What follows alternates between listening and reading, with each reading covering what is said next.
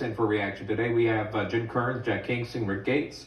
They joined us earlier here. Good to see everyone back here, and I'll just start with Jack Kingston if I can. Just overall reaction to listening to these guys. And the one I interviewed yesterday all seem level-headed guys, even saying, get the vaccine if you want. We just don't want to lose jobs if we choose not to.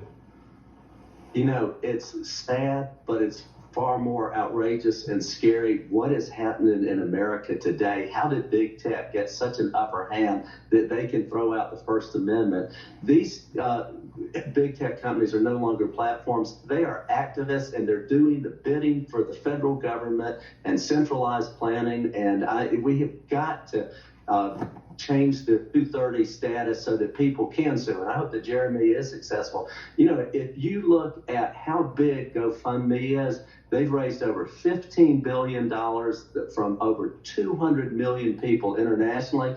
But if you look at their own webpage, they say the safety of the community is their number one priority. However, if you put in GoFundMe and BLM, see how many Black Lives Matter causes, and there were some that were good, but many ended up in the destruction of property and the death of police officers. But GoFundMe never said, well, we're going to have to pause until we see what they're doing with the money. So I think the hypocrisy and the picking of sides is just outrageous. And that's a whole nother story with BLM and that money. Where did that go?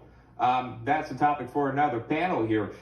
You know, it's not just big tech in the big rigs here. You got the whole Joe Rogan Spotify controversy where you had Neil Young, where you had Joni Mitchell come forward and others that have podcasts that say, hey, you pull this guy off or we're walking. Spotify's still holding strong, at least for now. But this got the attention of even the reporters in the room at the White House, the secretary, the press secretary, Jen Psaki, apparently backing the streaming platform's decision to slap a warning label, though, on COVID-related podcasts after Rogan's vaccine comments on the platform. Here's the press secretary. So our hope is that all major tech platforms and all major news sources, for that matter, be responsible and be vigilant to ensure the American people have access to accurate information on something as significant as COVID-19. That certainly includes Spotify. So this disclaimer, it's a positive step.